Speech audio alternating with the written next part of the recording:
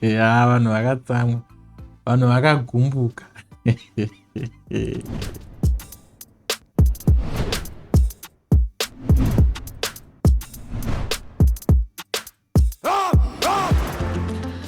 Hello guys, how are you? Zita rangu ndinonzi SGP kana kuti Sekuru Gudo Picture. It has been a long time ndisina kumboya panapa tichimbotandara zvedu tichikurukura nekuonesana zvinenge zvichiitika muma streets.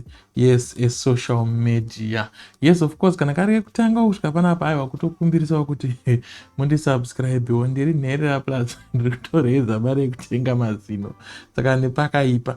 So guys, without further ado, let's jump into today's business. Naso unoyu, I'm just reacting zvangu kuma comments kana ku comment section yesong inonzi Hauna Care neni kana kuti Hauna Care neni kana kuti Hauna Care. Handinyatskuziva kuti vanhu vanenge vachiidira pati ipi. Munongomaziva mazimba nenyaya yekuremakisa zvinhu, even mashoko chaiwo anochinjurudzwa kuti atange kureva zvimwe zvinhu zvisiri zvanga zviri ma-intentions anyanduri. But anyway, song iyi yatiri kutaura nezvayo nhasi inonzi Hauna Care neni, yakaitwa naRaymer. Hanzi Raymer uyu hapana nyaya. Okay, regai tibate mbichana tisazoite confusion. So anonzi Raymer akaita freestyle some time ago. Hamena kuti zvaiitwa nezvei, kana ndezvemacap clash kana ndezvechipi, akaita freestyle iyoyo, then vanhu vakabva vaifarira. Then Raymer akabva azorecorda this song. Arecorda this song yaiti original yacho yakaitwa kwaJunior PC kuZim Corner. Yapa dancehall like, but vanhu vakatsamwa, vanhu havana kufarira the dancehall version yachona. Vachiti aiwa ko wakaregerere kushandisa beat ravakaita ka freestyle kari kutrenda on TikTok right now. So I think mukomana akazofunga kairi katatu ndopaona kuti panapa ndikatoita against mafans ndinonyura. So mukomana ari kunzi akazonodzokorodza song yaya pamwe chete naNdunge youth. It never rain but it pours for Raymer. Pakaipa adzokorodza song iyi naNdunge youth. Vanhu havana kufara zvakare. Regai timbopinda mucomment section timbonzwa kuti vanhu vari kuti kudii nekuzenge song iyi yapindirwa nen'anga kana kuti nasangoma Ndunge youth. Chimboti Ndunge. Okay, so first comment panapa iribva pana Praise Mutamwa yakapostwa 8 days ago. Iri kuti hanzi ndabatikana nesong iyi veduwei, pane umwe abatikana seni here. People are not happy about the final and the result, and what is being done to this song. Hanzi na William Manyika, original freestyle was awesome. Kustudio makazoita sei futi nhai rasta. Producer haana care nesu. Pakaipa. Saka nechinzika regedzai kuburitsa tumapisi-pisi twemangoma tanga yemapedza. Mongopa vanhu chinhu 1, voteera chinhu 1, vagoziva chinhu 1, vogofarira chinhu 1. Zvino mombovanyemudza tii neshuga mozovapa isina shuga, munotifunga kuti munowirirana pakadaro. So uyu anonzi K Friday ari kutaura kuti he was about to blow up his rural people, vakati unonyepa tokutumira Ndunge youth. Hai. Ndunge youth unodarira. Ndaseka zvangu. Hanzi sei uchitamba nechokwadi. Hanzi akamboita sei kuNdunge uyu. Uyu ari kutaura kuti hanzi freestyle ndo yangu, iyi inzwai mega. Hanzi inzwai mega this version. The original song was fire. Wakanatsoimba nemoyo wese. People are disappointed.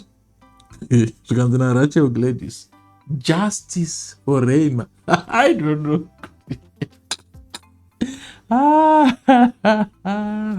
Yeah, Black Lives Matter here. Hanzi management yako haina care newe. Zvikanzi Ndunge yuti ku kwako. Vanhu vakatsamwa. Apa kuchinja apa beat pakabhaizika, song yakabva yadhakwa. It's sad. Vana havasikuda. Hanzi ndini nani, I feel like Ndunge yuti akabva amamira song ishi. Pakaipa. Hanzi guys, song iyi yaida mufana uyu ega. Ko ana Ndunge vavei guys. Shit. Ndagwadziwa vedu we.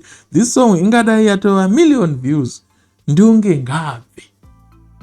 People are not lying. Ndunge. This is the comment section. Yeah. Hanzi kungomaka but akananga one. Apa maifana wakuita dhiri naOriano kana Holy 10 Ndunge wakwadzisa mufana. Kuhana Ndunge yuti vanga vakutsvagei kwapo. Nhai vanhu vakuda kudzima mufana asati ambotanga. Ini ndoita hangu freestyle. Izvi inzwai mega. Na Ndunge musadaro boys. Makubhinya talent remufana. Yeah. Raymer knew kuti Ndunge will map him. That was an achievement. Well done, guys. Only one person after my comments, more than 10 dollars. We had support our the idea yekuisa Ndunge yuti pachuni. Ndunge wakuita kunga upcoming manje. Let me go back to the freestyle. Jesus, what happened? I think these guys were just supposed to do a remake of the beat. A remake, wongo sembla, then wait a it? Chinchobuda zvakanaka. Makabhaisa song yemwana Ndunge zidofo iri. Ndora mungaise pa song yemwana. Ndunge wakabhaisa song yemwana. Ndunge dhodhi rako kushatisa song yemwana. Ndunge ngaambomiswa kunyangadza song inonaka kudai. Please, song ngaitangidzwe iyi ineka slow than freestyle. We love you bro. Freestyle ikutonakidza kudarika ishi. Botanga yamambompo kana 10 kana 20 zigi kana 5 dollars mfana msana mamukocha. Remember ku studio onda umbadero. Murikuti kudina. Mafans musadaro. Ndunge wapera wakuda kudzoka nesong yemufana ndo chicha kuimba. Ndunge yuti munozada akavaka imba yake nemadhanduru. More than 4. Musasaize godobori.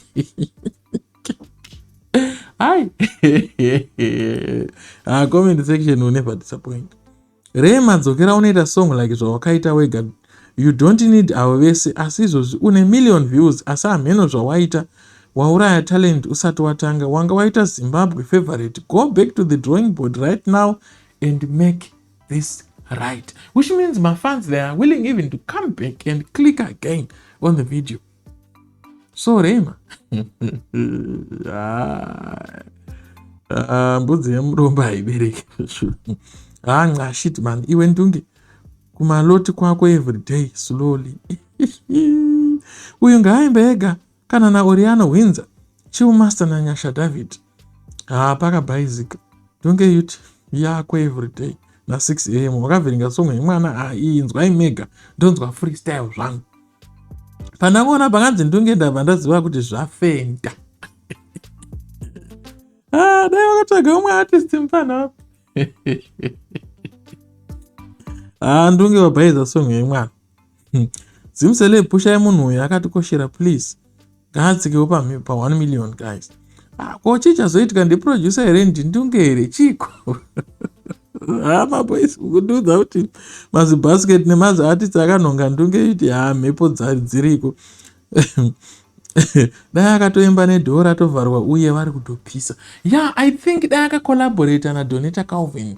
Zvaingoitawo kachi upcoming style chichibva wangupushwa vego kusimuka vese because ndo vanhu vari kutrend. Ndunge hauna care nemufana uyu. comment handisiri ndidadaro sora ako Ndunge ndikutoda ukakolabhu Ndunge Ndunge akauraya song yedu this is brutal. Ndunge kunhingi kwavadzimu wako satani wemunhu kuti pondera mwana shit man. Ndunge yuti akashatisa song yemudiki uyu mudiki dai akaimba wega song iyi. Man, I thought this song would be the song of the year, but yay, Ndunge azvivharisa. Chupet man, Ndunge chiko. Pakabhaiswa big time. Macomments handisiri we are kuto good sounds. So tane 2 macomments. Pa more than 60 comments ne 2 macomments are kusupporta the collaboration ya Raymer na Ndunge. Ndunge hauna kia nempano. Song yakazvambuka lo munyaka. Guys. Ndunge wakaita mcheka dzafa. Ndunge akamamira mupano. Rekushata rakazobva nekupiko. Mupana Raymer wakaita dzungu apo kuisa Ndunge. Ndunge akashata here boys. Boys musadaro. Ngati. Guys ngatibatisei mwana wemusha. Ndunge havazi artist. Zviko zvamakamuchita song yemufana German muri wekumama. Icho chigure Ndunge chakaporongera munhu. But vanhu vaimbonakirwa naNdunge yuti. Kuti atozonzi Ndunge kutozoputika vanhu vaimusapota. Where are the fans aNdunge yuti? Koma fans aNdunge yuti muri kupiko. Ndunge achisaswa kudai. Ngembewa, ngedapi. This was gonna be a hit if only the artist was alone. If he wanted to feature someone, maybe Nyasha David or Rihanna Holy 10 were gonna put too much sauce and it was gonna be billboard. But I will afford diary. Let's look at the names are kutaurwa. This guy is the one money. This guy is an upcoming. Maybe he tried. Guys, it is hard to be an upcoming. So we're gonna swear out of feature Nyasha David. Unengo ampe. Hauna K. Ndirikuta hauna K neni. Team Raymer, let's gather here. Deni domba ari kusimbisa. Usinyendo uzivaini. Kuita kuzora dozvi pasongo yemwana. Ko iyo mastering yacho vakomana musadari. Makomenza. Ameno Remake dziwa resequand yari kutaura izvo. Angofana kuita ega. Good song, but we also need remix with more artists. Ndunge yuti na producer munoro yachete. Song iyi yafanira kungoita ega. Raymer apo producer akagadzira beat uyu haaziye zvaanoita as compared to the freestyle on TikTok. The freestyle beat, maybe it was a copyrighted beat, saka zvanga zvisingaite kuti arekode the song on that beat. Get the idea. Producer akagadzira song iyi aita sei futi wadi kuenda levels akati uye 1 nyange usina mari anokurekoda. Wakabaiza apa. It's a blessing in disguise. Siyai torera mwana advantage. Sirai mwana chinhu chake. Auskuda. Uyu Ndunge. Ritori datya. Ndunge hatisiri tisha. Mafanzi ako akambokusimudza pakutanga vanenge vakupandukira this time. Song yanyasha iyi haisviki kana 1 million. Asi dai song yashata iyi haisviki kana 1 million. Asi dai iri freestyle yaisvika 5 meter. Song iri kuda open verse challenge mawana. Studio yakauraya song. Ndina ndisati tisisiri kunakirwa nesong iyi. Freestyle yaitonaka kudarika izvi. I like the freestyle more than iyi. Haisi kunaka. Song iyi muri kuita sei kwaanambuka imi? Kuti nhingi kwenyu mazvinzwa. Ndunge panhingi pako une utsinye. Guys, we need channel for this guy. Justice for Raymer. This comment is very, very important. Because I've seen with the song yacho haisi even pa channel ya Raymer wacho, saka I think Raymer must create a channel and redo the song kechitatu. Tomboona zvinofira sei. Remember ku TikTok vanhu ku TikTok havauye ku YouTube. Chimbobvunza ini ndakada remix yanisha. Unongonzwa iwe. TikTok ndakaona more than 20 followers, 20k followers, but ku YouTube ndakaona 2000 followers. Where were the other 18k followers with TikTok? But now we also subscribe to YouTube. It is what it is. Haina K. Ana Ndunge vakatotadzawo kuzvipusha madzima kamoto kemwana zvenyu. Maspice amakaisa motokuwadzisa nema acids ngoma raisamboda collab. Shit. Ndunge. Boenda pagwara sekuru Ndunge chaicho unoreurura. Kana wakaba nhekwe yavo. Hanzi, now the jam is dope. This song didn't need a collab from Chigurecho. Chinoimba masong ekuma sports or a change of rhythm. Ndunge diargo the Chigure. Absada. Yes, keep pushing Raymer. That is a positive comment from Brian Hove. Raymer freestyle itori nani dai wakaimba na Oriano. Libo atove nani kwete Ndunge akapera kuana Masai kana Junior Spraga uvaone. Guys, these guys need to be paid. You don't just feature. Oh, unenge urani uri upcoming zvako nzungu zvaye munhu sikuru kudo asina mazino. Dove Ndunge yuti waboa dakudai mfano yakaimba ega Ndunge zidofo. Ndunge siya vana vaite zvinhu zvavo vega. Akomenza Ndunge azwana haircut inomupita manje. Taper fade. Ndunge mukosho wako. Papaizika apa Raymer imba wega. Ndainzwa kunge zvichinzi haunake ndosika ndayatsouya kuma-comments. Upenyu the freestyle was better than the final song. Ndunge Mwari ave newe. Wauraya song yemwana. Nditakudzwa. Ndunge uri kundipa hasha. Adhotera song yemwana haichanakidzi. Ndunge ndewe kwaSatan kumaloti kwake. Bisa Ndunge unoita rirani wega kwa-levels. Ndunge wavhiringidza song yemwana. Ndunge akagerwa taper fade. Ndunge akatokanganisa song. Zvidhakwa apa pane achiri kuimba naNdunge gore rino. Vana havasi kutomboda Ndunge. Ndunge havasi kutomboda kana.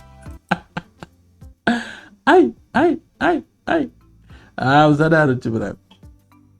Glenview boys. Ndunge ndo chiko ichi. Shavire urombe ririko. Imboti Ndunge. Not bad. Zviri kutosekesa ngambo. Imba naSaint hazvigwe zvibhiti rakaneta. Something is missing. Kubva kubhiti makabhaisa mufana. Justice for Raymer Ndunge. Ningi yake usatsikirire mwana. Ndunge hana kene mufana. Mbudzi dzevanhu kuvhiringa zvinhu zvese. Raymer muhombe. Raymer imba wega. Makaisa Colgate pachingwa. Mukuti kana Ndunge kutadza wandabva nekuTikTok. Ndunge chii chakadaro. Ndunge uri nhata. Give us original remix pakuda babalula. Tachida ega Ndunge. Wei papa dai wakaenda kuna Oriano better. Ndabatikana shame ndichateerera hangu chiklipi ari ega pabhaizika shame. What kind of beat mobo waime. Konaime chikwambo ichi chabvepi. Ndunge makamumakiriko. Makamumakiriko. Kusvibai mhosve. Tesa hatingatsukeka nyika yese samaloti. I like the voice. I don't get the hate. Ndunge haana kubhaiza one. Yes, I don't see kuti Ndunge ane kuposhera kwaakaita stereo on this song. I think Ndunge did a very good job. Dzimwe Ndunge iri kubata basa iri kumama kudai. Comment section. Producer naNdunge vauraya this song. Heartbroken. Kuzvazoenda nepamwe futi. Hauna mata. Ndunge mungi kwako. Raymer.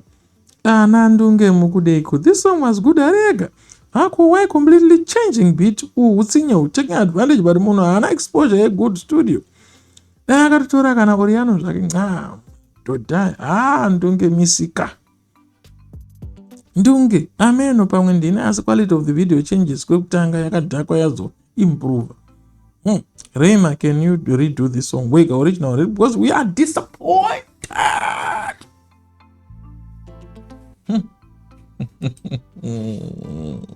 Freestyle ichinakidza kudarika song yacho. And say why freestyle ichinakidza kudarika song. Dai ndangodzokorodza kuti song yacho airika. China Ndunge song haidi kuti featuring prefer the freestyle song yaichanaka. Haina kese kutanga. Why slow different beat? Raymer, we offered what you did on freestyle. What? Pabhaizika. Ndunge yuti kuningi kwako chii chakadaro siya mwana iwe wapera bvuma yako somo ikuda copyright. Management ya Raymer can make better decisions than this chii chakadaro. Hauna care. Ndunge please kana une moyo wakanaka siya song yemwana no meaning delete. Then mwana ngaita song yakachachukudira mama. Vana vasikuda Ndunge. Guys, saka makuto Ndunge akaita seko, asi Ndunge wakunge wakaromba mbiri yawakaita iyi. Because mavengerwa wauri kuitwa nevanhu pasongo ikai. Kumamira songo yanakidza mufana ane shavere nhamoi. Why adding salt mumukaka? Saka muri kuti Ndunge isauti. Raymer, how old are you? Why video rakabviswa pachannel yaRaymer? Nonsense. What is this man? Better ndinzwe freestyle zvangu. Inga wakanzi uyana levels na Oriano 1. It's fine. Let me go and just keep replaying the freestyle. Pakabhaizika. Song is zambukilelo mnyaka. So back to the freestyle and read with some weka.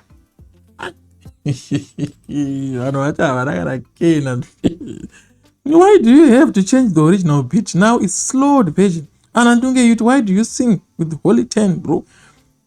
Why don't you sing with the Holy 10? I will stick to the freestyle. You disappointed us, bro. This song was supposed to be one of the hits this year. What happened? We did a collab. Irinan wangu, your freestyle was way better than this.